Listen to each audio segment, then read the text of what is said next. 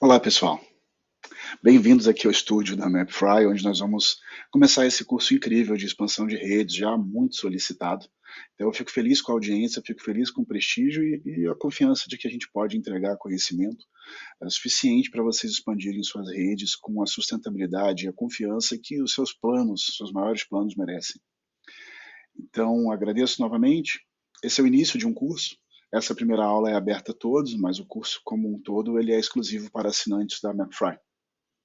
O que a gente fala quando vai pensar em expansão de redes? Em primeiro lugar, a cabeça desse curso é: ninguém expande uma rede sozinho. Mesmo uma empresa que tenha dono, e esse dono possa tomar muitas decisões e assumir a maior parte dos riscos, ele tem que dividir essa responsabilidade com alguém. Seja no aconselhamento com consultores, com corretores que vão apontar os imóveis, conversando com outros comerciantes, ninguém decide sozinho uma expansão. E quanto mais você se profissionaliza, mais você aprende a considerar opiniões e a participação de outros. É por isso que a gente sempre vai começar as aulas mostrando essa imagem. Uma imagem muito representativa do processo de expansão, que é um processo de decisão compartilhada. E nesse aspecto, o geomarketing tem um papel fundamental, porque é em cima de fatos e dados que a gente vai discutir. Não basta sentar numa mesa um monte de gente e opinar e concordar o que é a melhor decisão. As pessoas decidem e agem com qualidade quando tomam essa decisão em cima de fatos e dados. E no caso, fatos e dados relacionados ao território que se está avaliando, ao espaço em que se pretende expandir, essa é uma consideração fundamental na hora que se decide expandir. Ter acesso a essas informações e saber usá-las, que é principalmente o que a gente vai falar ao longo desse curso. Então, tenho aqui, roda uma apresentação que traz essa temática, um vídeo que traz essa temática, que é uma temática, até a nossa metodologia MapFry, ela parte disso. O que a gente procura? Por que a MapFry é assim? Existem outros vídeos e materiais que contam um pouco da nossa filosofia, que é uma combinação de visão de mercado, visão de futuro, com a nossa experiência de mais de 15 anos atuando em diferentes papéis como consultores, desenvolvedores de sistemas. A visão que a gente traz, o princípio nosso, são tecnologias que ampliam a visão. E existem muitas tecnologias que ampliam a visão. Então, tanto quanto um óculos ajuda quem tem algum problema a ver, quanto os outros instrumentos que existem a fim de nos dar mais potência de visão. O geomarketing é um instrumento da visão. A gente precisa da visão sobre os mapas, percebê-los em mapas, perceber os mapas, e aí sim essa visão aumentada como? Aumenta-se a nossa visão e na sua capacidade de perceber oportunidades. Para a gente perceber oportunidades, nós temos que ter a visão que lê negócios, que vê mercados.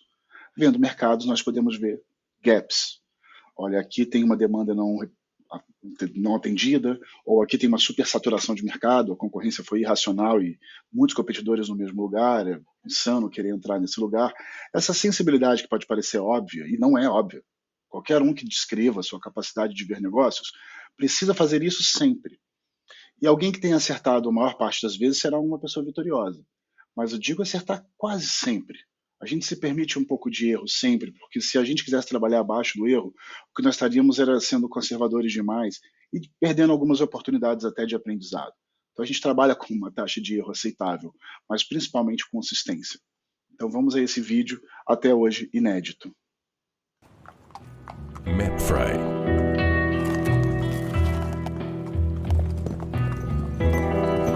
Durante muito tempo, o movimento dos cavalos era incompreendido.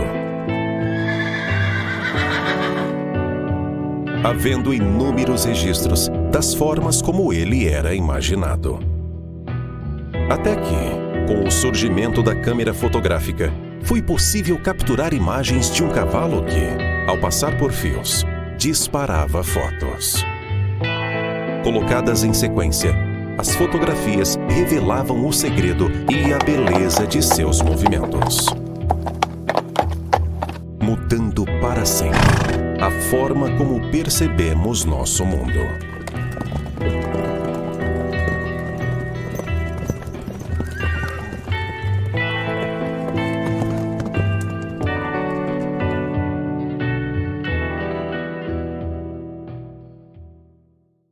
Então a gente segue. E eu acho que o que eu mais gosto nesse vídeo, ele fala de uma tecnologia anterior ao geomarketing, digamos assim, anterior ao poder que a gente começou a ter logo depois, a fotografia na virada do século de 19 para o século 20, e logo depois a gente teve, no final do século 20, uma série de tecnologias que aumentaram a nossa visão que vê negócios. Mas lá atrás, a câmera fotográfica deu origem a uma percepção completamente diferente de mistérios da vida e também ao próprio cinema, porque é considerado esse momento em que o cavalo dispara todas aquelas fotos, elas são colocadas em sequência, o nascimento também da sétima arte. Então a gente vê que tecnologias transformam nossas vidas, é impossível negar, mas por vezes é difícil perceber o quanto elas podem transformar. E uma das tecnologias que vem ainda precisando ser desenvolvida, não no sentido técnico, há muita vantagem técnica já disponível, mas no sentido de como as pessoas podem se beneficiar delas, são as tecnologias que ampliam a visão que vem em negócios. Essa é a ruptura que a gente tem querendo dar para o mercado, essa é a oportunidade que a gente tem de recontar essa história. E como a gente quer recontar essa história, incluindo todos desde o início, em princípio esse é o objetivo desse curso. A gente tem hoje uma aula de abertura, eu estou aqui em cima do slide, peço já desculpa para vocês, tentei mudar essa caixinha de lugar, não deu. Mas a apresentação dá para entender. Então hoje é uma aula de abertura, uma aula aberta, em que a gente vai falar das motivações e das principais análises. É uma aula de verdade, não é uma aula daquelas, estamos aqui só uma noção do que será o curso. Agora, para aqueles que continuarem no curso, aí nós vamos mergulhar nos conceitos de geomarketing. E tudo aqui é muito intrínseco. Esse é um curso que eu posso tomar liberdades que normalmente eu não tenho. Normalmente eu estou dando uma aula em universidades, e nas universidades eu procuro seguir uma metodologia, um programa mais acadêmico. Isso é bom nos diversos aspectos, mas me tira um pouco o controle sobre as temáticas. Porque como profissional de geomarketing eu tenho minhas preferências. Como professor eu posso até discutir minhas preferências, mas não posso impô-las. Então, muitas vezes eu estou abrindo o repertório. Aqui a gente está bastante concentrado, aqui a gente está bastante denso nas preferências. E toda a MapFry, vocês podem notar isso em outros materiais, foi construída com um centro conceitual, que é a teoria do lugar central. A própria escolha dos hexágonos para representar a informação tem a ver com esse nosso alinhamento teórico e toda a nossa visão de ponto comercial, que é um dos principais temas desse curso. Porque quando nós olhamos um lugar, nós podemos perceber ali qual é a população, e ao olhar para a população, nós queremos olhar para as suas necessidades. Olhando para as suas necessidades, nós vamos olhar a disponibilidade de renda para atender essas necessidades, que vai se refletir em potencial de consumo. O potencial de consumo vai ser capturado pelas operações comerciais bem localizadas. Localização te ajuda a capturar um percentual maior do potencial de consumo de um lugar. Então esse é o conceito do geomarketing, a nossa metodologia. Uma vez fechada essa metodologia, nós vamos falar de estratégias de expansão. Você tem que compreender o seu negócio. Ele não vai dar certo em todos os lugares. Portanto, quais lugares ele não dará certo é a primeira coisa que nós vamos excluir. Depois, a sua própria operação não dará certo em todos os lugares. A gente adora começar um negócio, imaginando um dia que teremos 1.000, 3.000 lojas, mas existem restrições. Restrições de toda a ordem, e principalmente a ordem logística, de acompanhamento, gerenciamento, abastecimento de pontos. E escapar disso aqui, nós vamos demonstrar bem, escapar disso aqui custa muito caro. Vai custar no final dos tempos a tua própria existência. Modelo de negócios, lugares em que você pode atuar, lugares em que você não pode atuar, restrição logística, perfis de lugares ideais resultam no mapa da expansão. Então, no final desse encontro, todos já poderão ter, ao longo da própria aula, a gente vai fazendo junto, mapas da expansão para as nossas redes. Quem já tem mapa da expansão poderá revalidá-los. Quem não tem passará a ter um mapa da expansão. Para aí sim, nós entrarmos no que chamamos aqui de plano de expansão, que é dentro dos mercados elencados ali no mapa da expansão, quais serão priorizados? Quais são aqueles que nós vamos fazer mais esforços para conquistar pontos e possivelmente abrir unidades, aqueles que operam com franquias, regimentar franqueados para operarem naqueles lugares. Muitos lugares caberão mais do que uma unidade. Então teremos que ter uma estratégia também interna nessa cidade para dividi-las, setorizá-las, a fim de que tenha espaços de mercado para todas as unidades serem bem-sucedidas. Dentro desses setores, nós vamos encontrar as localizações ideais. E localização ideal não é o melhor ponto. O melhor ponto. Eu ando de carro, passo lá e vejo o melhor ponto. O melhor ponto, por vezes, é irrealista.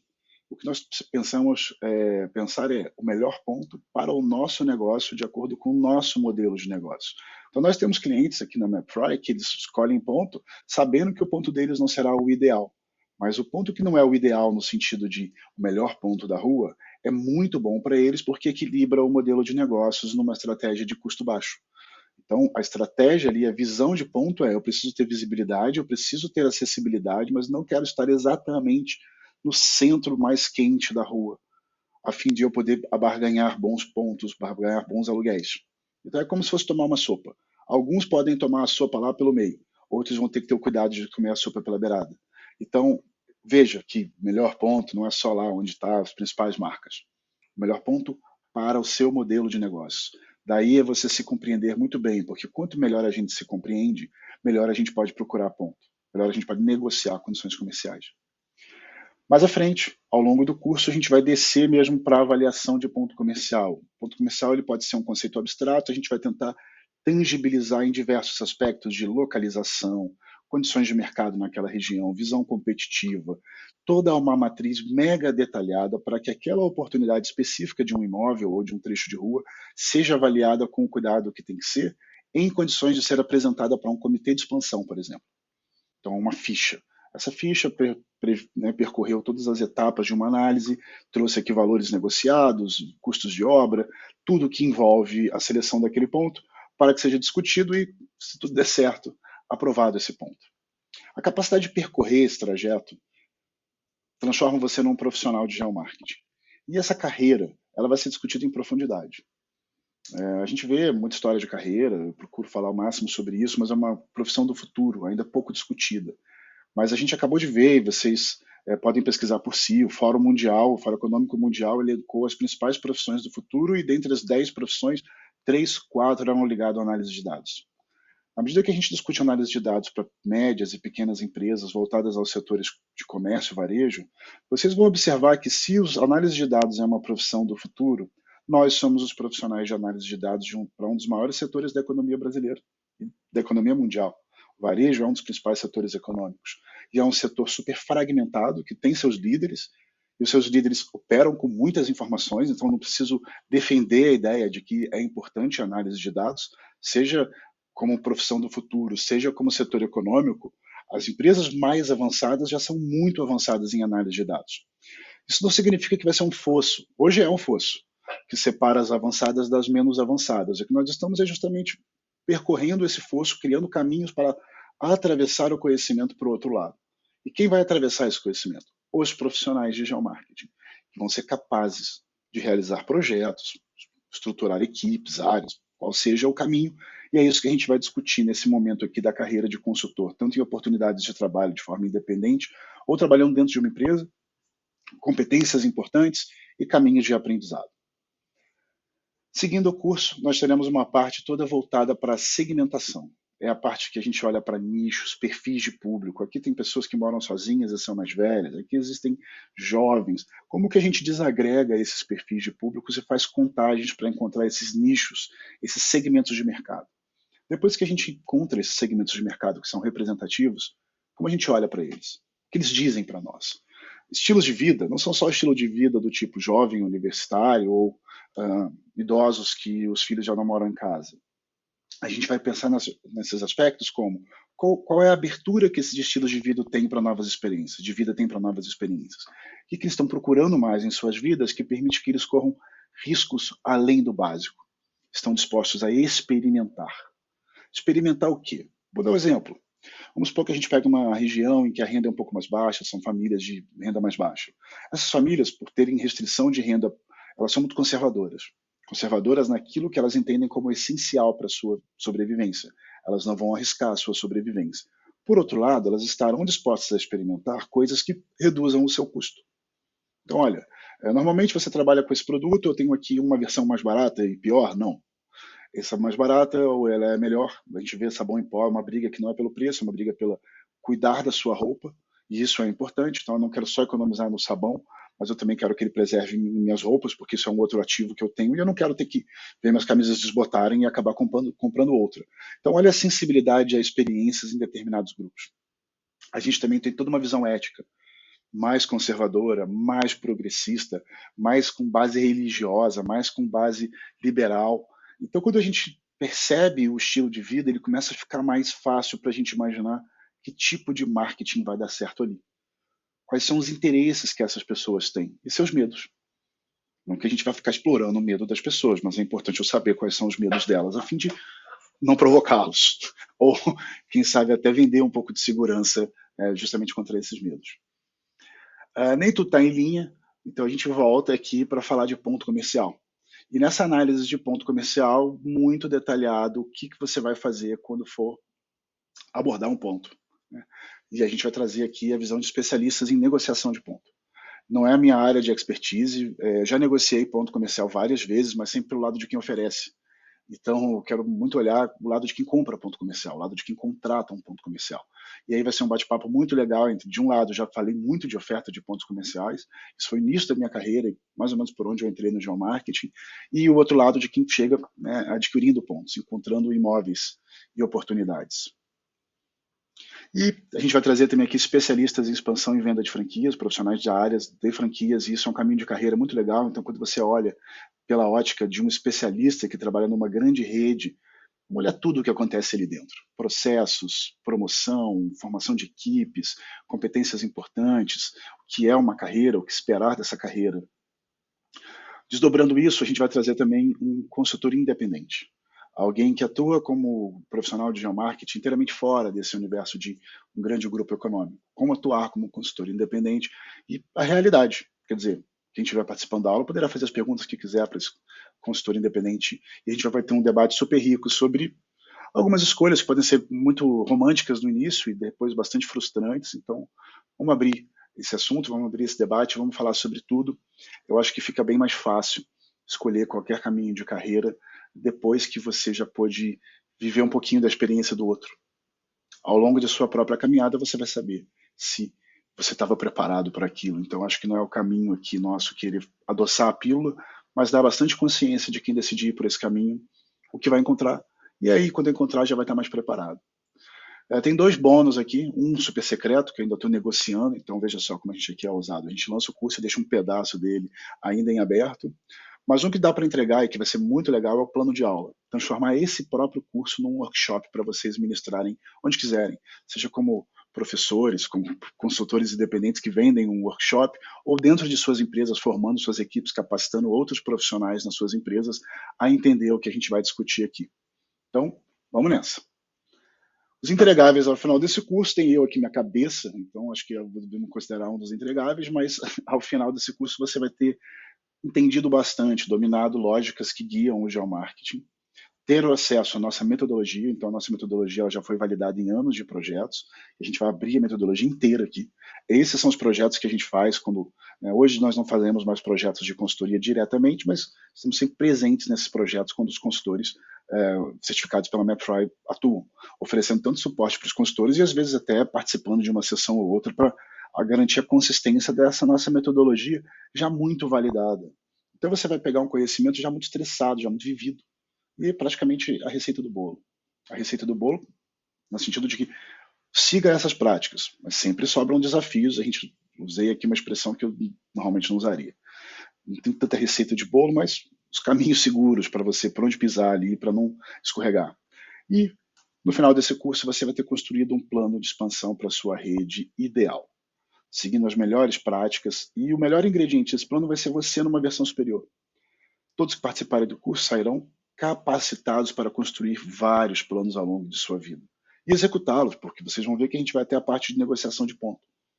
Então, a visão de geomarketing aqui ela fica bastante completa, desde a fundamentação teórica, da visão metodológica, até o entregável de ação, acionamento, aprovar ficha no comitê de expansão, negociar ponto. Obviamente não vou entrar aqui em obra e legalização, eu próprio não tenho nenhuma experiência nisso. Então, dando aqui a largada, de fato, por que expandir? O que as redes procuram quando elas querem expandir? A gente tem que fazer essa pergunta. Né? É impossível a gente tocar um curso sem abordar esse aspecto. E aí você pensou, né? Por que expandir? Bom, primeira coisa toda grande rede começa com uma primeira loja. Pegue os guias dos maiores e melhores do varejo, as principais redes de supermercados da associação, supermercadista, qual o setor? E você verá algumas redes com centenas, milhares de lojas, muito poderosas. E você vai ver os donos das redes, pessoas muito bem sucedidas, que têm avião, que têm né, uma vida muito boa, uma prosperidade muito grande em suas vidas. Então, quando a gente olha esses líderes industriais, essas famílias, esses grupos econômicos muito ricos e por baixo dessa riqueza, muitas unidades de uma rede, a gente pensa logo que eu preciso ter muitas unidades. Legal? Então, é por isso que a gente quer expandir. A gente quer expandir porque a gente quer o sucesso. Às vezes, com uma loja só, a gente não vai conseguir alcançar tudo o que a gente deseja e pode ser muito difícil fazer dar certo com uma loja só. Parece mais razoável e mais fácil distribuir as oportunidades, a famosa ideia dos ovos numa mesma cesta. Então, a gente distribui e a gente já pensa logo em múltiplas unidades. Antes da gente pensar nas múltiplas unidades, vamos voltar a esse denominador comum. A primeira loja, a primeira operação, o nascimento daquela rede. Toda grande rede começou com uma loja. Então, dessa uma loja, emerge uma baita rede. E quando a gente pensa logo que tem que crescer, a gente tem que tomar muito cuidado, porque a receita de basta crescer e você terá sucesso não é garantida. Não é mesmo. Eu posso elencar aqui N casos, mas eu trouxe essas duas matérias aqui em que, em apenas 3 anos, 400 redes de franquia sumiram do mapa, faliram, deixaram de existir e deixaram seus franqueados na mão. Não é à toa que a ABF hoje toma um cuidado extremo e tem uma série de programas e medidas a fim de proteger a si própria, em primeiro lugar, a si própria como entidade, para não ter operações que não sigam boas práticas, e favorecer aquelas que seguem e oferecem para o franqueado o máximo de segurança mercadológica. Todos sabemos que existem riscos. Quem disser que está sem risco não está explorando oportunidades. Nós estamos em negócios envolvem riscos. Mas quais são os riscos que a gente quer seguir admitindo? Quais são os riscos que a gente é capaz de aceitar e quais são aqueles que a gente fala, olha, são completamente dispensáveis. Posso existir e ter bastante sucesso sem nunca me expor a esses riscos.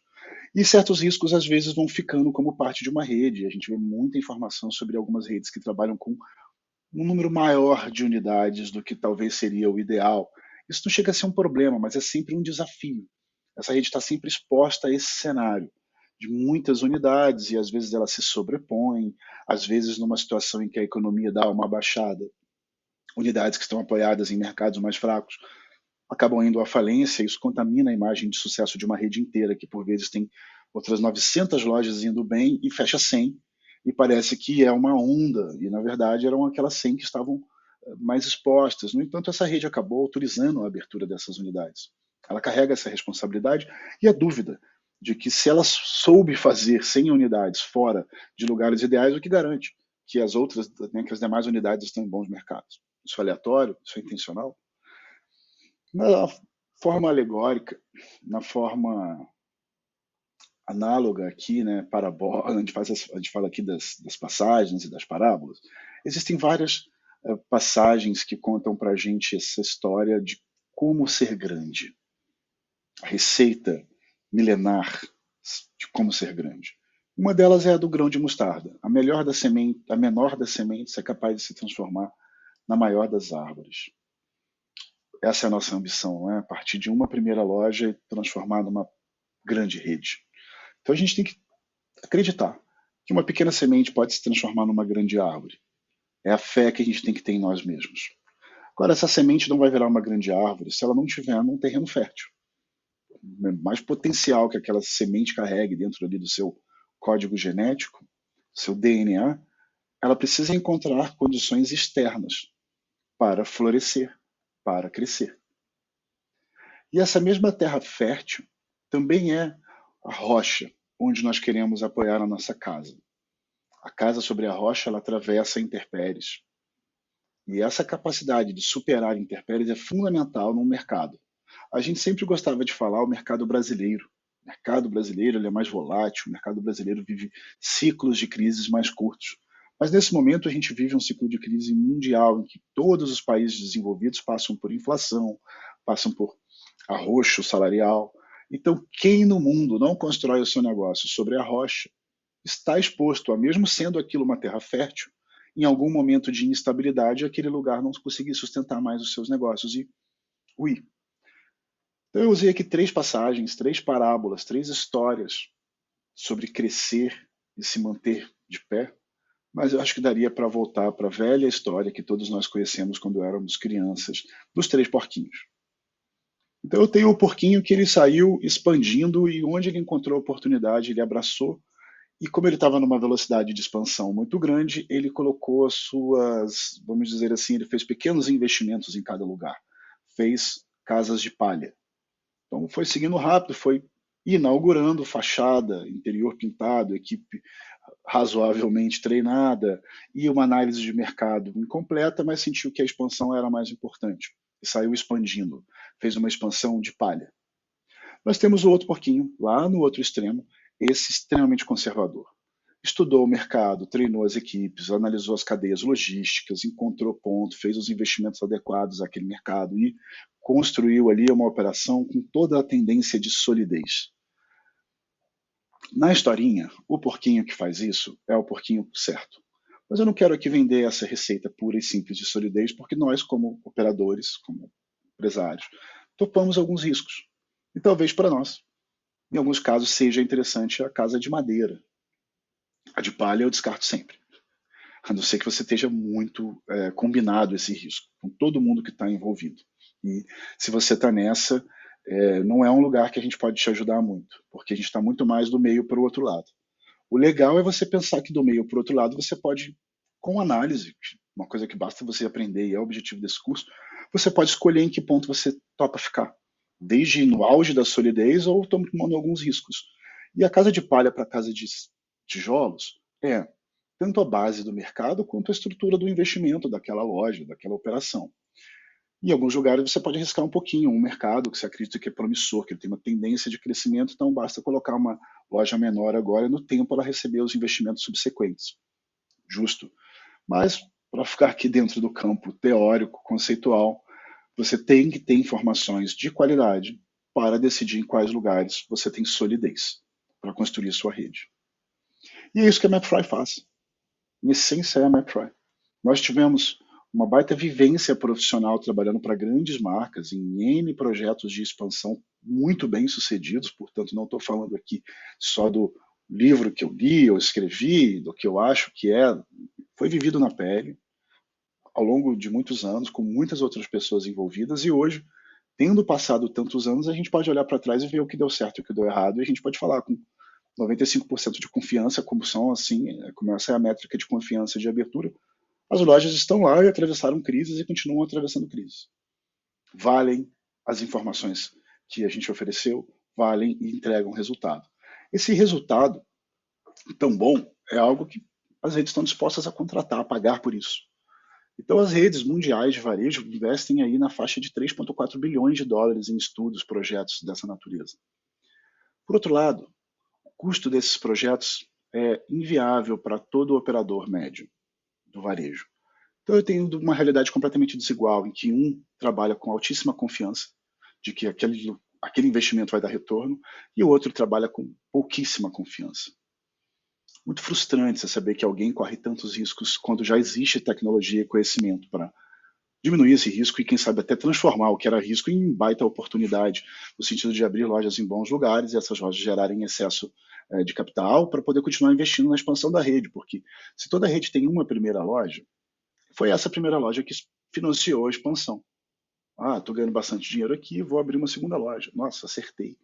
Agora eu vou pegar o dinheiro de duas lojas e abrir mais uma, muito mais fácil do que com o dinheiro de uma. Então olha como eu posso até acertar menos na segunda, porque ela vai ajudar a primeira para formar a terceira. Com 3 lojas eu já passo a ter um excesso de capital muito legal, mas eu não posso continuar procurando pontos progressivamente piores. Então eu tento ficar dentro de um patamar ali de qualidade de mercado. Mas eu começo a formar uma rede, e essa rede começa a me gerar muito mais lucro, porque o custo de operar é praticamente o mesmo, no sentido de gerir, depois operar ali, quem está na operação direta, no caixa, nem tanto, mas a visão administrativa, sim. Operar 10 lojas pode dar um trabalho muito próximo de uma, até mais, até menos às vezes, porque tem muito mais problema com uma loja só e pouco dinheiro do que às vezes com o dinheiro de 10 lojas você pode investir em consultores, equipes e marketing. Então essa realidade desigual que a gente veio equilibrar, é esse abismo que a gente está tentando criar todos os instrumentos para permitir que o conhecimento atravesse de uma realidade para outra. E como que esse conhecimento está estruturado? O geomarketing ele tem três partes. A primeira parte são os dados. Nem dá para começar se não tiver uma análise de uma base de dados. Então a gente precisa de uma base de dados, qual seja. Pode ser mais simples, pode ser mais detalhada, mas a análise tem que ser feita em cima de dados. Não existe geomarketing do eu acho. Graças ao geomarketing que o eu acho saiu pela janela. Nenhum profissional de geomarketing vai ficar falando de eu acho. Todos seremos capazes de demonstrar por que você acha. Olha, eu acho por causa disso. Eu acho que isso já deu certo aqui, então imagino que agora vai dar certo de novo. E aí a discussão pode acontecer, olha, não, preço diferente, porque isso que você está dizendo que vai dar igual não é tão igual. Olha que legal, isso é rico. Agora, como que a gente vai analisar essa base de dados? Eu digo que a base de dados é o primeiro fator, porque eu já vi muitos estudos razoavelmente bons e eficientes serem feitos em cima de planilha. Pega essas planilhas de municípios ou bairros e começa a fazer filtros ali e encontrar características. Ok, mas há um prejuízo se essas planilhas não estivessem representadas em mapas. Se essas planilhas estivessem representadas em mapas, nós estaríamos vendo possibilidades adjacentes ou ameaças adjacentes. E isso a planilha não traz. A planilha ela vai listando coisas sem a vizinhança entre elas. O mapa fala de vizinhança, proximidade. E proximidade tem a ver com atratividade, tem a ver com relevância em algum lugar. Então, é muito legal quando você pega uma base de dados e consegue colocar lá no mapa. Para fazer isso, para colocar uma base de dados no mapa, você precisa de um sistema, que é o que se chama aí de sistemas de informações geográficas. Nome clássico, sistemas de informações geográficas. Que para nós aqui, não tem importância nenhuma, a gente pode chamar perfeitamente de sistemas, plataformas de geomarketing. Essas plataformas pegam tabelas e conseguem representar essas tabelas no mapa. Então, o que você está vendo aqui, o GIF rodando já há bastante tempo, são seleção de dados em tabelas para exibição em mapas. E qual é a terceira parte? Profissionais, pessoas capacitadas para analisar as informações em mapas. Colocar as informações no mapa ainda é muito bacana, mas é insuficiente. Existe uma terceira parte, a parte das pessoas, a parte de quem consegue observar isso, essas relações de proximidade e ter ideias incríveis. Do tipo, acho isso bom, não acho, gosto, já vi melhor. É a bagagem de qualquer pessoa e a sua capacidade de associar que é incomparável. E essa é a dimensão que, se você chegou até aqui quase na nossa já primeira meia hora, eu paro um instantinho e digo para vocês que isso é a MapFry. A MapFry não é só desenvolvedora de uma base de dados incrível em cima de uma plataforma muito legal. Ela também é desenvolvedora dos profissionais. Nós desenvolvemos os profissionais e a capacidade de análise em todo lugar. No nosso programa de certificação de especialistas, na nossa atuação como professores e com professores, a fim de que material de aula, vocês viram aqui que ao final desse curso, plano de aula vai ser compartilhado. E a nossa paixão é desenvolver 1, 2 e 3. Parece muito na nossa comunicação que nós estamos concentrados em 1 e 2, mas acreditem, a parte das pessoas é tão importante quanto 1 e 2, porque senão não vai acontecer aquela travessia que a gente está falando que a gente tem que fazer. Entre, de um lado, as grandes marcas, os grandes grupos econômicos e a média, né, as empresas em geral. Então, nós estamos aqui nesse curso, essa aula aberta, ela já procura mirar nisso, e aqueles que forem nossos clientes, claro, terão acesso a esse conhecimento, terão essa vantagem competitiva. E essa vantagem competitiva, no básico, assim, no barato, ela fala de quê? Para de seguir o efeito manada. Seja capaz de pensar por si próprio. Eu sei que a gente encontra redes que seguem umas às outras, e existem várias histórias de redes que falam, olha, basta ele abrir que eu já entendo que ele fez um bom estudo, eu vou abrir lá. Em minha caminhada eu ouvi isso muitas vezes, e eu tenho a alegria de te dizer que muita gente que falou isso e pareceu que estava certo já está arruinado. Não tenho nenhum prazer em vê-los arruinados, mas a alegria de ver que eu ouvi isso ao longo do tempo, isso me feriu, e o benefício do tempo mostra que quem achou que estava certo em seguir concorrentes se deu mal. Então, eu posso ser categórico aqui. Vai seguir concorrente? Essa é uma parte da sua informação. Vai seguir um grande player? Essa é uma parte da sua informação. Vai fazer isso às cegas, sem pensar? Basta encontrar 2, 3 redes que você acha legais e você vai junto? Se prepare. Não vai dar certo. Porque aquele que estuda tem o benefício de entender o lugar. Aquele que segue não tem esse benefício. Ele está apenas seguindo.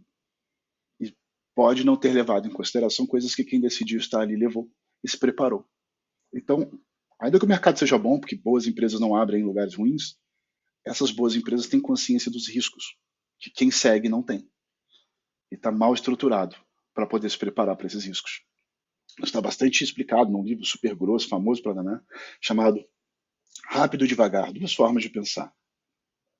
E nesse livro, que é um livro de psicologia, mas que ganhou o Prêmio Nobel da Economia, porque ele entrega muito valor para as decisões econômicas. As decisões econômicas, elas... Eu não estou falando só de quem expande, gente. Adoro falar desse nosso mundo, mas numa escala muito maior. As decisões econômicas são tomadas com um efeito manada. Ah, o Bitcoin está subindo, preciso comprar Bitcoin. Tudo bem, estou aqui falando do Bitcoin em si, mas reparem a quantidade de exemplos que seguem essa lógica do efeito manada. E o que se pede é que, em determinadas decisões, a gente esteja estruturado a pensar devagar. Pensar devagar é não tomar a decisão do outro por boa. O outro tomou a decisão dele, famoso você não é todo mundo. Né? Olha que beleza, chegar aqui hoje e contar para vocês que você não é todo mundo. E você não é todo mundo, e se você não quiser se dar mal igual todo mundo se dá mal, você vai ter que pensar por si mesmo. E pensar por si mesmo é saber analisar qual é a estrutura, e essa é a metodologia que a gente vai passar para vocês. Qual é a estrutura de análise devagar, que também não precisa ser tão devagar, tá? Na medida do que você avança, você consegue fazê-la de uma forma mais rápida. Mas não é pensar rápido do tipo, se fulano fez, eu vou fazer também. Se fulano fez, deve ser bom. Deixa eu olhar se é bom para mim. Esse é o devagar. São as duas formas de pensar e uma delas vai te manter bem sucedido por muito mais tempo. E o que são esses métodos e análises baseados em pensar devagar? Aqui vocês estão olhando um estudo de geomarketing completinho. Esse estudo foi feito por um especialista certificado da MapFry, o Wagner Jales, e ele está olhando aqui uma barbearia, o mercado de uma barbearia em São Luís, no Maranhão. Então, quando a gente vê esse estudo acontecendo, e o Wagner é um analista muito experiente, ele tem muita bagagem, ele soube fazer tudo muito correto. Considero esse estudo aqui uma verdadeira síntese, e até um dos primeiros projetos publicados na MapFry. Quem procurar esse projeto lá vai ver que ele é já bastante antigo em relação à própria história que a empresa tem. Então, quando aconteceu esse projeto, foi uma das coisas que eu adorei. Verdade. Falo para vocês aí, Wagner, se estiver assistindo a gente, super obrigado, eu uso demais esse exemplo. Porque ele mostrou para a gente que era possível, sim, alguém navegar a própria plataforma, os dados, e conseguir traduzir isso numa bela análise. Óbvio que a plataforma estava lá, os dados estavam lá, mas o Wagner é um baita analista. Mas naquela ocasião a gente não sabia se a plataforma funcionava, se essa premissa funcionava. Então, quando essa história apareceu, a gente olhou e falou, olha, conseguimos realizar o 1 e o 2. Podemos nos concentrar cada vez mais em fazer o 3 também. Dados, sistemas e análises, analistas especializados. Naturalmente, não podemos abandonar a evolução dos dados nem a evolução da plataforma. Mas até então nós não tínhamos entrado ainda na parte de desenvolvimento profissional, que proporcionalmente vai crescendo em nosso esforço. Mas voltando aqui nessa análise que eu estou comentando com vocês, vocês vão notar que ele inseriu o alfinete no mapa, que é o local em que fica a barbearia. Fez uma área de influência, né, uma área de mercado, uma área de deslocamento no entorno dessa barbearia. A primeira área que ele faz é menor, ele tem a própria barbearia como referência. Então ele vai olhando a população, faixa etária, fica bem claro que é uma população jovem, de renda mais baixa, soma ali um volume de reais e a composição familiar pequena, mas depois, quando ele expande a área de influência, o que ele estava percebendo é a primeira área de influência que ele desenhou, ela não era suficiente para interpretar esse negócio. Ele falou, olha, parece que está faltando aqui, não é daqui que vem os clientes do Flávio, ou talvez os clientes do Flávio estejam indo para outro lugar, porque eu não sinto que é representativo um dado com o desempenho dele. E aí, quando ele expande, ele coloca no mapa aqui outras barbearias e até uma categoria Lava Jato. Isso mostra que o analista é fundamental. Mas acontece muito de você ter operações combinadas, em que barbearia e Lava Jato são operações que têm a ver com a conveniência. Eu deixo o meu carro para lavar, aproveito para cortar o cabelo e chego em casa perfeito, maravilhoso, cabelo cortado, carro limpo, carro lavado. Então, olha como ele vai olhando já a eficiência de sinergia entre operações, e muitas vezes acontece, é muito comum aí pelo Brasil, você ter essas operações ainda somadas. Dentro do próprio Lava Jato você tem um barbeiro, um cabeleireiro, mas é coisa de homem, né, que se preocupa mais em somar essas duas coisas, é uma demanda muito forte do público masculino, mas que nada exclui ser oferecida também em lugares que tem salão de beleza. Mulheres também têm seus carros e querem vê-los bem cuidados, às vezes até mais que os homens. Então notem essa sensibilidade que ele teve e o quanto que ele pôde indicar para o Flávio, que falando, olha, você tem um problema aqui, você tem um desafio de localização, porque toda a decisão de consumo está sendo tomada em outro lugar onde você não está. Como é que ele pôde fazer todas essas análises? Ele teve acesso a um ingrediente, nós tivemos acesso a um ingrediente, vocês têm acesso a um ingrediente que custou 2,3 bilhões de reais. 2,3 bilhões de reais na conta do governo é sempre uma conta louca, que parece que os bilhões, né, são fáceis de conseguir. Mas é impossível alguém fazer um investimento de 2,3 bilhões de reais que não seja o governo. E qual é a vantagem do governo fazer esse investimento? Ele usa o nosso dinheiro, porque o governo trabalha com o nosso dinheiro, são impostos, e ele produz uma coisa e ele devolve essa coisa para a gente. Só que 2,3 bilhões de reais não é o valor. O valor disso é muito maior que 2,3 bilhões. 2,3 bilhões é o custo. O valor é muito maior. Se fosse uma empresa fazendo esse investimento, ela não venderia por que custou, não é mesmo? Ela poderia colocar uma margem em cima disso. Então, no mínimo, ela tentaria colocar aqui, poderia colocar 100%, dizendo, olha, eu quero cobrar por, né, várias pessoas vão acessar a base, minha expectativa de lucro é ganhar pelo menos 2,5 bilhões em cima do que eu coloquei. Então, esse é um ingrediente muito valioso, custoso e, acima de custoso, valioso. Esse ingrediente está à nossa disposição, mas ele não está ali prontinho. Já não é um sorvete servido na casquinha. Ele é uma matéria-prima muito poderosa que a gente tem que saber trabalhar, mas esse ingrediente está à nossa disposição. E o que ele vai nos dizer? Qual é o retrato que esse ingrediente traz? Como que eu posso tirar ele lá da sua forma primitiva e transformá-lo numa forma acabada? Vou fazer isso da maneira, né, mais fácil para todo mundo entender, contando essa história. Todo mundo se diverte muito com as histórias e os episódios de um seriado chamado A Grande Família, da TV Globo. Só que A Grande Família é um seriado que ele é uma refilmagem, é um remake de um seriado da década de 70. Portanto, a estrutura da Grande Família, as dinâmicas da Grande Família refletem uma família da década de 70, e não a família dos anos 2000, quando começou a série. Só nisso já tem uma diferença bem grande, que pode ser até mais cômica nos dias atuais, você imaginar que tem uma família assim, com uma dona de casa, enfim, que não tem emprego formal, e aí você tem todos os filhos e agregados que fazem uma grande família, quando na realidade nós que estamos assistindo a grande família somos uma pequena família. A família brasileira está encolhendo e é uma das taxas de encolhimento mais aceleradas do mundo. Nós andamos ali lado a lado com Coreia, Japão, Sudeste Asiático, que são lugares em que a gente sempre ouviu falar desse processo de encolhimento familiar, muito refletido aqui, a gente está absorvendo muito rápido. Tanto que o censo deu um susto na gente quando ele apontou 203 milhões de habitantes, numa estimativa que todo mundo tinha de 207. Então sumiram 4 milhões de pessoas. Como que some 4 milhões de pessoas? Não foi só a pandemia, que foi muito triste. Foi também todas as decisões, até acentuadas durante a pandemia, mas anteriores a ela, de que não dá para ter filho. Se dá para ter filho, só dá para ter um. Então, a composição familiar foi mudando para menos filhos. E aí, quando a gente pega essa evolução histórica aqui, a gente percebe que durante a Segunda Guerra Mundial, a taxa de crescimento foi para 1,5 ali. Cara, durante a guerra as pessoas estavam com medo, era uma guerra mundial, ninguém sabia qual ia ser o destino do mundo. Hoje a gente vai ao cinema ver um filme que tem a Segunda Guerra, a gente sabe como acaba, os nazistas perdem. Daquela ocasião ninguém sabia, havia um grande medo. E esse grande medo se refletia numa decisão de não ter filhos. O que eu uso é esse grande medo da década durante a Segunda Guerra, ele hoje é maior. Há um grande medo. Não é mais o medo dos nazistas. Os nazistas, felizmente, foram vencidos, né? Aquele eixo, aquele movimento.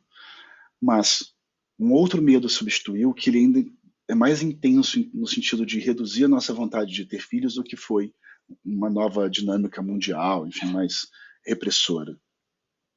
E esse movimento ele anda junto com um ciclo de intensa urbanização. Então, de uma época para trás, o Brasil era mais rural, de uma época para frente, ele vai ficando mais urbano. E hoje a nossa taxa de urbanização é muito alta. Essa taxa de urbanização é um fator que vale colocar em consideração aqui quando a gente fala de expansão. Porque durante um ciclo de expansão, e se a gente pegar aí os profissionais mais tradicionais desse segmento, gente que já trabalha nisso há 20, 30 anos, esses profissionais eles tiveram um benefício. Mesmo que eles abrissem uma loja num lugar errado, ou não tão bom, a tendência de crescimento das cidades era tamanha que aquilo corrigia erros. E em algum tempo aquele lugar crescia. Isso já não é mais realidade. O Brasil já não cresce mais tão intensamente nas cidades, porque os fluxos populacionais do campo para a cidade já alcançaram um ponto que eles estão até diminuindo agora. As pessoas estão ligeiramente saindo das cidades, algumas cidades crescem mais devagar. Portanto, se você tomar decisões muito arriscadas de localização, não virá um contingente populacional te resgatar. Os erros serão mais punidos, então a própria taxa de aceitação de risco fica menor. A gente tem que escolher bem, até porque agora tem lugares encolhendo. E então, o que o censo conta para a gente, de uma forma bem superficial, ainda superficial não, muito detalhada, mas por cima, no contexto populacional do país inteiro, é a pequena família. Então, essa pequena família, e eu escolhi com cuidado aqui essa foto, porque ela traz também a foto de um carro que ele só tem 2 lugares, é uma Saveiro. Então, você vê que, claro, tá aqui a família tem uma criança, mas esse carro ele também já não é mais aquele carro impossível de ser pensado, porque muitas famílias só vão ter 2 pessoas e um pet.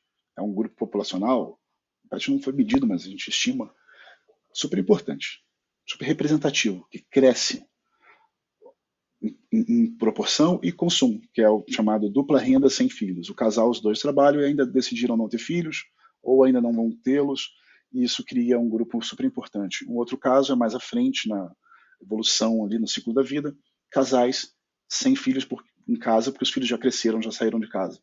Então, eu tenho 2 grupos populacionais significativos com essa estrutura, 2 adultos sem crianças, ou 2 adultos sem mais ninguém, né? Só 2 adultos. E depois eu tenho os outros grupos. Mas reparem que esse é um retrato muito forte da nossa população. E ele reflete um ethos. Lá atrás, no tempo dos nossos bisavós, a mentalidade era muito forte. O mais importante era ter mais filhos. Então as pessoas, quando queriam se exibir, em termos de família, elas diziam, eu tenho 8 filhos. Aí viria alguém e falaria assim, eu tenho 10. Aí vem um e fala, eu tenho 12. E ganha a discussão. Mais filhos significavam mais chances. A chance daquela família prosperar, a chance daquela família frutificar. Hoje, não é que as pessoas não gostem da ideia de ter filhos, mas ela calcula, as famílias calculam que com menos filhos, elas terão mais chances, porque elas poderão proporcionar para esses filhos os equipamentos, as competências para lidar com o mundo da informação, a era tecnológica que a gente vive. Significa uma supercapacitação do ser humano. E antes o trabalho podia ser rural, era considerado viável, um trabalho com baixa exigência de formação. Então você podia se virar muitas vezes na sua vida e ter até uma vida muito boa sem muito estudo. Hoje isso é considerado o contrário. Quanto menos estudos você tiver, pior vai ser a sua vida. Quanto mais estudos você tiver, melhor? Não. Quanto mais estudos, mais chances. Mas quanto menos estudos, mais certeza de que a coisa vai dar mal. Então, essa estratégia está muito bem sedimentada nas famílias, e quando elas têm filhos, elas escolhem ter menos filhos para poder dar mais chances, ou quando elas não têm filhos, elas podem também estar numa fase de adiar o nascimento do filho para também aumentar as chances. Então você vê que às vezes o número 0 crianças não significa só 0, que nunca vai ter, mas uma preparação para a chegada dessa criança e que encontre as condições um pouco melhores para a gente ter esperança. Isso se reflete no quê? Nas decisões que as famílias tomam de consumo. As priorizações. MapFry. A cada dia se renova a esperança por uma vida melhor. O sol mal nasceu e já estamos em nossa jornada. Nada vem fácil, por mais que a gente trabalhe duro para conquistar aquilo que precisamos. Parece que nunca é o bastante. Para seguir em frente, temos que fazer escolhas difíceis, sempre priorizando o mais importante.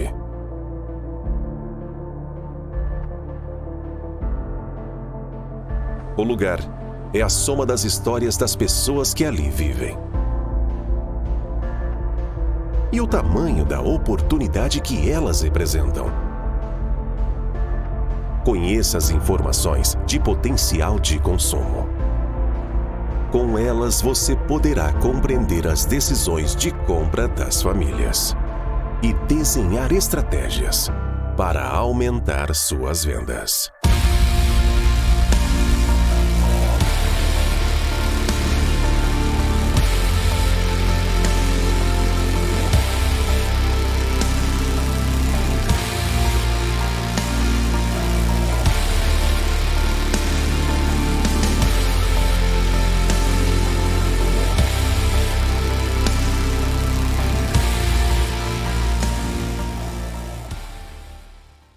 Então, refletindo um pouquinho sobre o vídeo, né? Vocês veem ali no final, metas alcançáveis. Gente, metas alcançáveis é um dos maiores objetivos de uma boa análise. O que eu posso esperar daquele lugar? De verdade. Geralmente a empresa tem que ter meta, e bota a meta lá em cima para ver se acerta na metade. Não, metas alcançáveis é inteligência. Eu vou colocar quantos recursos ali, quanto que eu vou dispor do meu tempo, do meu dinheiro, para capturar aquela meta. Ou eu vou ser doido, ficar esperando coisas enormes de todos os lugares para ver se na metade já me satisfaz. A inteligência, ela regula os seus investimentos. E as famílias estão tomando decisões como aquelas de ter menos filhos e estão tomando várias outras. Que a gente precisa conhecer o que está por trás dessas decisões, porque isso se reflete no volume de reais a ser gasto com aquilo. Porque são as necessidades tendo que ser atendidas. Mas também são as decisões, as priorizações que as pessoas fazem. A fim de traduzir tudo isso, que é um campo muito psicológico, humano, a gente usa dois instrumentos. Então, dois instrumentos que permitem que a gente lide com essa grandeza do que a gente viu ali da grande família, depois da decisão de ter menos filhos, como é que eu transformo isso em números? Bom, em primeiro lugar, eu preciso que esses números sejam representativos do espaço, do território. Então, o nosso território ele é todo recortado em umas formas hexagonais, e a informação que a gente tem acesso, ela consegue ser representativa nesses espaços. Essa menor granularidade, a menor escala geográfica que a gente atua, está muito próxima de uma escala que vem do próprio censo, chamada setor censitário. Essa escala, setor censitário, tem a ver com a área que o recenseador ali vai cobrir. O recenseador, quando ele é contratado pelo IBGE, ele tem uma meta de alcançar 400, 450 domicílios, que é a meta dele lá para poder de produção. E aquele lugar é representativo do trabalho de um recenseador. Somando o trabalho de todos os recenseadores, a gente chega no total do censo. O que a gente faz aqui é pegar o censo e quebrar de novo no trabalho do recenseador e ter essa visão granular do espaço, orgânica, lugares com mais, menos pessoas. Por quê? Há uma lei tão importante quanto a lei da gravidade, muito próxima da lei da gravidade, ela é gravitacional também, ela gera uma força de atração que é morando as pessoas em algum lugar, então aqueles fragmentos, aqueles pequenos pedaços do Brasil, morando alguém, essas pessoas vão precisar de coisas para suas vidas.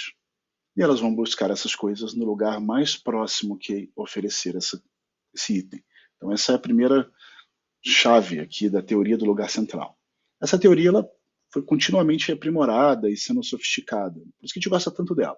Existem várias outras teorias muito legais que se desdobraram a partir dela. Aprimoraram, trouxeram revisões, mas a teoria do lugar central foi a primeira vez que ela foi bem formulada, o problema da forma como a gente lida com a solução até hoje. E para superar a regra da proximidade, eu tenho que ter alguma vantagem. Então essa é a regra do tamanho e hierarquia. Em alguns casos, o consumidor irá até percorrer distâncias maiores do que ir até o lugar mais próximo, porque ele pretende encontrar no outro lugar um benefício maior. Seja mais opções de compra, melhor preço, outras coisas que são complementares àquela compra. Então nisso começa a se formar ali a ideia de uma centralidade. O consumidor irá preferir se deslocar para um lugar central, comercialmente central, porque naquele lugar ele tem vantagens em relação a tentar comprar no mercadinho mais próximo. Agora, se ele perceber que as vantagens não justificam, ele vai ficar no lugar mais próximo. Então, essa lógica espacial de hexágonos que representam pedaços do território, e esses pedaços estão carregados com dados de uma forma representativa da realidade, vai permitir que a gente estique ali a régua ou faça marcações no mapa para ver quanto que determinados entornos de pontos comerciais cobrem, alcançam de um perfil populacional. Eu tenho as pessoas, e essas pessoas têm suas necessidades. Portanto, uma outra lei, uma outra regra que a gente usa para fazer essa análise aqui na metodologia MapFry, você pode encontrar outras abordagens metodológicas por aí, mas como essa aula vai ser aberta, eu desconfio que elas vão começar a incorporar um pouco da nossa experiência, seja porque ela realmente é comprovada, já dá certo contínuas vezes, ou porque ela vai acabar aprimorando discursos que chegavam perto desse, mas não verbalizavam tão grande isso, e agora vai ficar mais de uma forma tão clara isso, agora vai ficar mais fácil porque a gente sabe que tem vários competidores participando desse curso, e é bom que seja. No final do dia, eu já me incomodei muito com a ideia das pessoas copiarem o nosso trabalho, mas eu acho que se a gente quer chegar mais longe, é bom chegar com nossos concorrentes. O próprio setor do geomarketing precisa se ver de uma forma um pouco menos hostil e entender que nós podemos ser muito maiores se a gente puder pensar junto em jeitos de levar esse conhecimento para tantos públicos que ainda não têm acesso. Dito isso, voltando para a pirâmide de Maslow, ela fala da hierarquia das necessidades. Então, se eu tenho pessoas num lugar, essas pessoas têm necessidades, que, de acordo com a sua renda, vão permitir que escalas superiores dessas necessidades sejam acessadas. Eu falo renda, mas de acordo com seus meios. Se eu tenho um pouquinho de dinheiro, eu vou ter que gastar quase todo o meu dinheiro no básico: comer, dormir, ter onde, né, fazer minhas necessidades ali. Então, eu preciso proteger isso, eu preciso ter isso. Se eu começo a ter um pouquinho mais de recurso, eu também não quero que falte comida no futuro. Eu também não quero estar exposto a situações de vulnerabilidade. Então eu vou investir em nada diferente do que eu tenho, mas em mais segurança de que eu não ficarei exposto a situações sem o básico. Então são os dois primeiros degraus. O primeiro é ter o básico. O segundo é proteger suas necessidades futuras. Uma vez que a gente precisa atender essas necessidades para viver, a gente quer aumentar a nossa segurança de que estaremos vivos, estaremos em condições de viver. Uma vez alcançados esses dois primeiros degraus, eu já não estou mais preocupado se vai faltar comida na minha vida, eu caminho para o terceiro degrau. Legal, já não estou mais tão vulnerável. Putz, eu queria muito pertencer a um grupo, eu começo a ter uma ambição. Pertencer a um grupo é muito o drama do adolescente.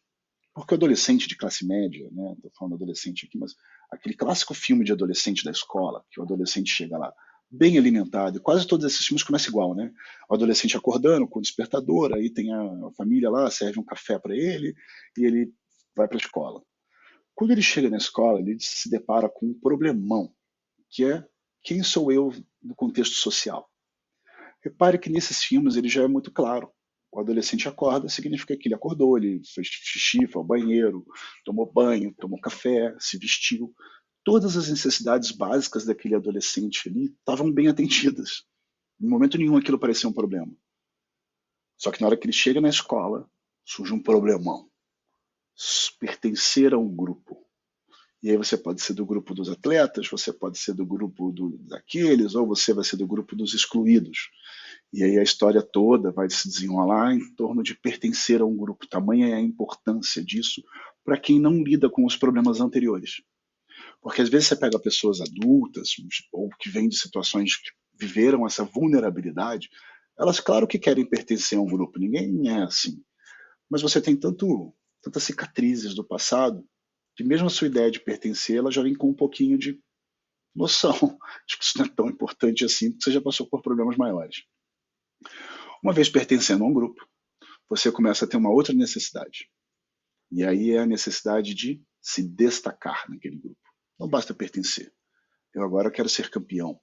Eu agora quero levantar a taça. Eu agora quero dar entrevistas. Eu quero ser destaque. Então, olha a importância do destaque. Para além do destaque, existe a ideia de que eu conheço o meu eu, né? E eu conhecendo o meu eu posso escolher coisas com menos influências externas. Eu passei quase todo o tempo anterior tentando pertencer a um grupo e depois ser uma liderança, então o reconhecimento externo foi ficando muito importante. Quando você chega no último degrau, não é que o reconhecimento externo não seja importante, mas em algum lugar o seu próprio reconhecimento, o fato de você próprio se ver num lugar que você queria estar, fazendo algo que você realmente entende que é importante, aquilo passa a valer mais do que a opinião alheia. E aí é a realização pessoal. E como é que um produto, né, vai atender às diferentes necessidades? E pode ser que não é que o arroz está embaixo e o bife está em cima. Tudo pode ser percebido como alguma escala de Maslow. Tudo é uma necessidade. E as necessidades elas vão ficando, putz, eu estou bem em cima da frase do Maslow aqui, mas eu vou contar para vocês. Um produto de primeira linha será mais criativo que o produto da segunda linha. Então, como se nós estivéssemos olhando aqui essas linhas da pirâmide, se o seu concorrente está embaixo, você é tido como primeira linha, você é mais criativo. Você consegue ajudar o seu cliente a resolver o problema de baixo mais o problema de cima. Nem sempre você quer subir, tá? E eu ser o arroz que te dá a maior realização pessoal. Mas existe o frango da realização pessoal, existe o arroz da realização pessoal. Por vezes eu posso querer competir, a depender do perfil da população, para baixo. Dizendo, compre essa marca e você nunca vai sentir falta de arroz. Compre a de cima e às vezes você pode se ver sem grana para poder comprá-la. Então nem tudo é ficar subindo na pirâmide, mas você fica mais criativo, você tem que abordar elementos mais sutis quando você sobe na pirâmide. E aí você olhando para essas duas matrizes, né, tanto a espacial, que são as dos hexágonos, quanto agora essa piramidal, essa de altura, nós estamos estudando pessoas e necessidades encaixadas. E aí sim você tem condições de fazer uma boa análise de geomarketing. E é isso que eu trago aqui, peço já licença ao pessoal da Front que fez esse podcast e ao Marco Saad por usar de forma tão intensa esse vídeo, mas ele é maravilhoso, eu não consigo parar de usá-lo. Então eu agradeço demais e recomendo que vocês assistam ao podcast da Front, em especial o episódio do Marco Saad, que é um dos maiores especialistas em negócios desse tipo, que selecionam pontos, ele expande strip malls. O que seria um bom ponto para um strip mall? A gente consegue falar de uma forma genérica? Podemos sim, Thaís. É boa tua pergunta e pertinente também. Como começa tudo, né? A gente vai buscar dentro do mercado-alvo e a gente realiza um estudo mercadológico. Esse estudo mercadológico, ele vai dizer qual é o potencial de consumo daquele público, quanto desse consumo já está sendo atendido pelas operações existentes nos seus mais diversos segmentos, qual é o potencial de consumo residual para que você avalie se cabe mais uma loja daquele segmento que você pretendia colocar. Com base nesse estudo e com os seus resultados, você começa a enxergar o que tem de mais no bairro e o que tem de menos. Ele está olhando para o potencial de consumo, ele está olhando para a necessidade das pessoas, ele está olhando para como essas necessidades já estão bem atendidas ou, em alguns casos, mal atendidas. Mas a gente tem que entender o seguinte, ninguém conseguiria viver em lugar nenhum se não tivesse suas necessidades básicas bem atendidas. Ninguém seria feliz nesse lugar se não tivesse a necessidade de socialização razoavelmente bem atendida. Portanto, não adianta procurar vácuos em que existe demanda e não existe oferta. Vai sempre ter uma oferta. O que você muitas vezes encontra é a capacidade de superar a oferta atual. E como o Marcos trabalha com strip malls, ele é o fundador da Mac Malls e também presidente da Associação Brasileira de Strip Malls, o strip mall muitas vezes ele oferece uma vantagem competitiva para quem entra naquele mercado, no momento que o mercado já está, digamos assim, em equilíbrio. Porque eu posso ter um bairro ou uma região de uma cidade esparsamente bem atendida por farmácias, salões de beleza, mercados, academia, coisas que aquela população precisa na escala da conveniência, mas está tudo distribuído, está tudo um pouco inconveniente. Quando eu monto um centro que integra essas ofertas, oferecendo um conforto de estacionamento, um pouco mais de segurança e uma lógica de trazer boas operações, de repente aquelas operações que estavam espalhadas passam a ter um competidor com muito mais vantagem, porque eles estão alinhados, eles estão mais bem localizados, eles foram parar num ponto que foi estudado. Muitas vezes, um strip mall, uma franquia vai parecer muito mais interessante porque teve esse estudo, enquanto as demais operações foram de alguma forma espontâneas e desintegradas. E isso vira uma vantagem competitiva e quem assistir esse episódio vai pegar N outras dicas de ouro do Marco Saad, que eu acho que ele realmente foi muito generoso. Mas no final do dia, quando a gente está falando aqui de local, o que é o local? Né? O que esse local significa em termos de mercado? Bom, o local ele vai guiar o que eu posso oferecer para aquele local. O local ele é um demandante. O local tem ali pessoas, então a gente está olhando aqueles hexágonos com as informações que o IBGE nos deu e a gente está dizendo para vocês, Aqui tem gente, aqui tem famílias, essas famílias são assim, são assadas, são dessa renda, são grandes, pequenas. Eu vou descrever todas as pessoas que moram ali muito bem. Esse é o local. E aí você será capaz de pensar, bom, se essas pessoas estão ali, elas têm necessidades, quais são os produtos que atendem essas necessidades? Justo. Fato 2. Se eu for vender esse produto, por qual preço eu posso trabalhar? Porque nessa hora você vai ter uma validação. Será que pelo preço que eles estão dispostos a pagar você consegue ter lucro? Então o local é lucro. O local é um produto que atenda aquela necessidade que você possa vendê-lo de forma que você tenha lucro no ciclo daquela necessidade. E nem tudo é fácil, então você também tem que ter uma estratégia de marketing e promoção para incentivar o consumo, especialmente no início, quando você está lançando, mas às vezes a gente conversa com empresários e o empresário sente que promoção é prejuízo. Cara, olha as redes de fast food mais poderosas do mundo, vivem na base da promoção. A promoção, quando ela entra na receita, ela muda o jogo competitivo. Se você tem competidores que trabalham sem promoção, usar promoção naquele lugar pode ser um jeito de ganhar muito.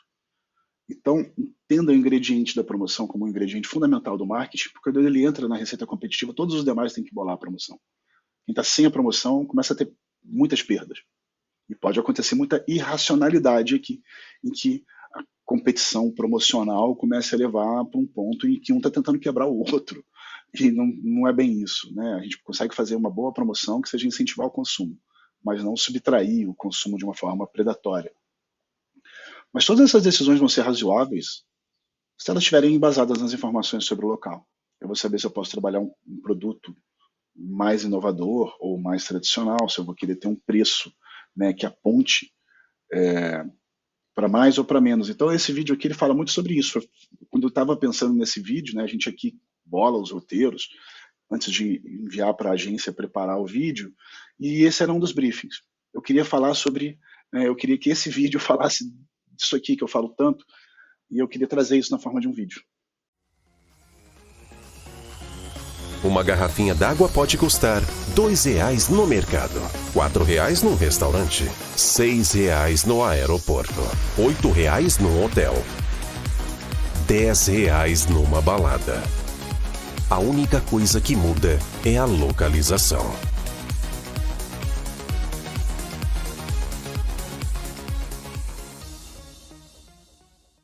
Então o que você poderia lucrar muito mais se você estivesse no lugar certo, ou se você não quer mudar de lugar, adapte-se àquele lugar. O seu preço pode ser um preço que inspire luxo, que inspire sofisticação, ou ele pode ser um preço que inspire acesso, segurança de que não vai faltar. Ele pode ser um produto que também é seguro, porque ele é tradicional, ele segue as receitas comprovadas, ou ele é inovador. Para quem pode experimentar, lembra da aula que a gente vai falar, né? Eu estava escrevendo uma aula de nichos de mercado, análise de segmentos.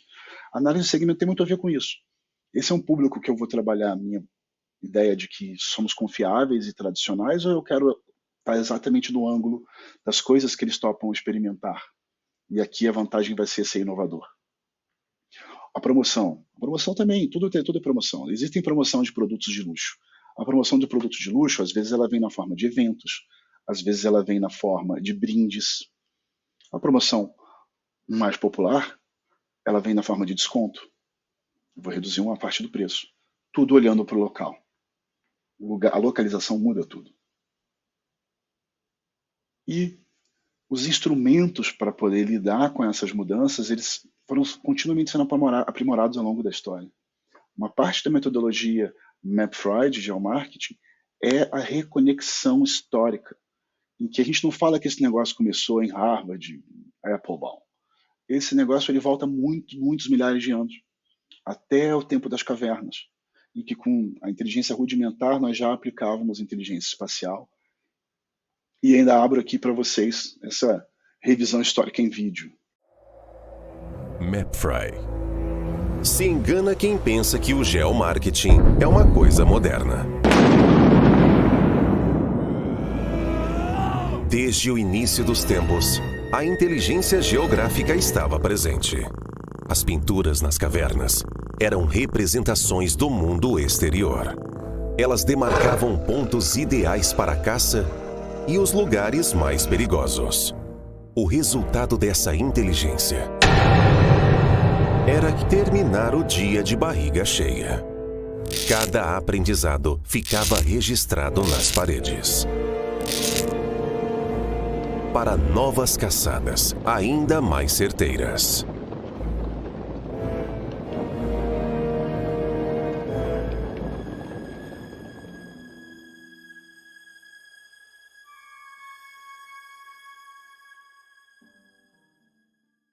E, na medida que fomos sendo capazes de bolar instrumentos, fomos criando instrumentos que ampliavam a nossa visão.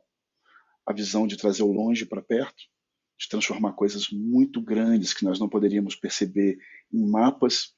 Macroscópio é pegar o grande e deixar pequeno. Ou microscópio, descobrindo lá as bactérias, pegando coisas invisíveis e deixando grandes ao ponto de a gente perceber. E na última geração, a mais recente da evolução tecnológica, nós vimos os mapas digitais. Os mapas digitais criaram grandes titãs aí do mundo moderno, seja Uber, iFood, Google Maps e N outros negócios que são inteiramente baseados em mapas digitais. O que nós estamos propondo e convidando vocês é como usar a tecnologia dos mapas digitais, que facilita tanto problemas que eram resolvidos de forma tão mais difícil antes, para levar essas soluções para negócios que precisam delas. Então, nós estamos desenvolvendo aqui, como empresa de tecnologia, um instrumento que aumenta a sua visão a perceber negócios. E esse instrumento foi construído em cima da teoria do lugar central, foi construído em cima de dados do IBGE e de outras fontes oficiais e fontes privadas, de dados de fontes privadas, e construído em cima de uma plataforma que tem uma usabilidade intencionalmente fácil, a fim de levar esse conhecimento para mais públicos. E esse é o convite a que todos que participem, que estiverem assistindo essa aula, que participem a tempo, né? Uma das coisas que eu super gosto nesse vídeo é esse final. Usar o conhecimento anterior para aumentar a nossa eficiência no presente e no futuro. Isso era o que se fazia na Idade da Pedra. Eu precisei voltar muito atrás para encontrar uma evidência tão ancestral que fosse assim, se o negócio era bom na Idade da Pedra, por que nós não estamos usando agora? Se outra coisa tão boa da Idade da Pedra, que é a roda, a gente usa o tempo todo, por que a gente não pode usar isso? E aprender como o sucesso anterior se deu para a gente refletir em situações de um pouquinho mais de segurança mercadológica. Então fica um apelo muito grande para, cara, em primeiro lugar, se você chegou até aqui, espero ter conseguido verbalizar e colocar esse sentimento de que a oportunidade está aí, os instrumentos estão colocados, o momento está colocado, e o conhecimento vai ser colocado ao longo desse curso, então a gente está reunindo uma boa quantidade de conhecimento que chega até a ser redundante, a fim de dar cobertura à temática. Há mais a falar? Superar.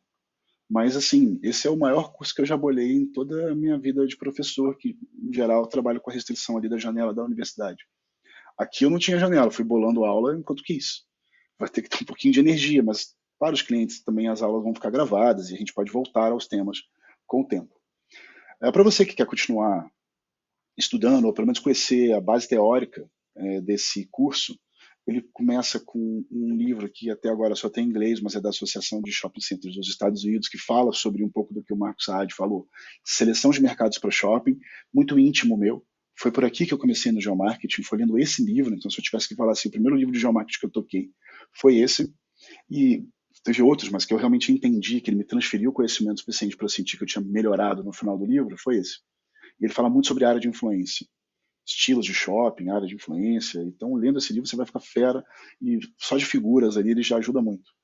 Um outro, muito atual, é o Mundo é Plano, porque se nós estamos lidando com e-commerce, o e-commerce fala um pouco sobre esse espaço uniforme. E no Mundo é Plano a gente tem que usar essa concepção, e o livro é de 2005, gente. Como é que o cara lá em 2005 já estava pensando nisso? E essa visão de economias externas, e que mesmo em lugares em que você pode encomendar coisas, ainda tem a vantagem de fazer um buy local, comprar no lugar. Muita inteligência aqui. Inescapável, Varejo no Brasil, um livro que consolida em alguns capítulos a base do que se fala de geomarketing para varejo. Está dentro desse livro, e a parte de formatos. São duas coisas que o Juraci Parente traz. Formatos no varejo e a área de influência. O que ele vai muito bem junto com o primeiro livro, Market Research. O Mundo é Plano, ele revê um pouco esses conceitos em termos de espacialidade. Há um livro lá fora chamado Location, Location, Location. Ele não foi traduzido para o português, mas acaba que tem uma versão que aborda o mesmo assunto, que é a cartilha do ponto comercial. Vale ser lido, é um livro super fácil e ele vai trazer a parte que a gente está discutindo, a avaliação de ponto em si. Não tanto a avaliação de mercado, mas o que aquele ponto significa em forma de capturar o potencial de mercado. Acho fundamental olhar para esse livro. Localização ainda é tudo, traz esse convívio do digital com o físico. Então é um bom livro para ser lido e estudado junto com O Mundo é Plano, numa visão mais geomarketing. E quem quiser um livro fácil, amigável, eu recomendo super o livro da minha própria autoria, o Geomarketing Escolar de Bolso. Pode ser adquirido, né, até pelo Kindle, em formatos digitais ou em formato impresso. É um livro fininho, que ele vai trazer um pouco disso tudo e vai dar uma boa base para quem quiser seguir adiante e aprofundar-se nos demais livros. E, em especial, eu divulgo para vocês essa semana a nossa super promoção da Map Friday. O que é a Map Friday? Nós temos um plano, eu estou em cima do plano. Nós temos um plano que nós chamamos de plano VIP. Esse plano VIP, ele reúne recursos essenciais para as boas análises, típicas que vão ser abordadas ao longo do curso. Portanto, é a oportunidade de você ter acesso ao plano por 12 meses num valor super promocional e ainda participar do curso. Então, é uma vantagem combinada, típica de Map Friday, né, desse período super promocional. Então, a gente quis colocar e deixar o negócio irresistível. Se fosse só o curso, já valeria o preço. Mas é o curso com acesso à ferramenta em seus recursos essenciais, para explorar o curso, para fazer todos os exercícios em profundidade. Tudo isso que ainda pode ser parcelado em 3 vezes. Então eu convido vocês a conhecerem a promoção, convido vocês a explorarem os benefícios que a gente está colocando à disposição, porque a gente está começando o curso hoje, na semana que vem, e daí ele fica mais intenso, e a gente também está colocando aqui meios de acesso. Então não se trata só de promover nossos produtos nos seus pacotes mais profissionais, mas também criar novamente meios de acesso. Vou ficar muito feliz em encontrá-los na nossa segunda-feira, que é o próximo encontro desse curso. E obrigado por terem chegado até aqui. É uma felicidade enorme conhecer essa audiência e saber que, mais do que estarem aqui, isso é uma confiança na nossa proposta de trabalho, na nossa escolha de empresa por esse caminho, e vocês vão consolidando cada vez mais a visão do que a gente quer promover para o mercado. É uma visão grandiosa, porque a gente está levando conhecimento de valor para públicos que precisam dele, e podemos ganhar, né, com isso. Podemos ter nosso reconhecimento profissional com isso.